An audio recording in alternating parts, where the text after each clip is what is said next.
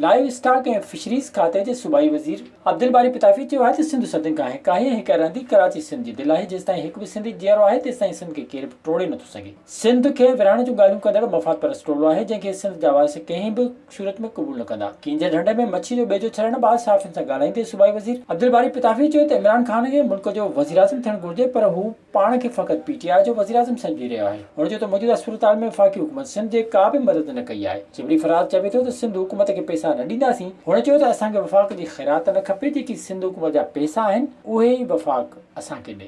Prime minister चयो था ऐं ईंदुसि, पर अलॻि उनखे जेको समझ ॾे हिते अचे ऐं उनखां पोइ हितां जा जेके लोकल स्टेक होल्डर्स आहिनि उन्हनि सां बि मिले ऐं उन्हनि सां मिली उन्हनि जा ॾुख दर्द उन्हनि सां वंडे ऐं फेडरल गवर्नमेंट जेका हितां टैक्स कलेक्ट करे थी वञे उन मां जेको सिंध जो असुलु हिसो बणे थो उहो सिंध खे वापसि करे त असां सिंध जे माण्हुनि जी ख़िदमत करे सघूं।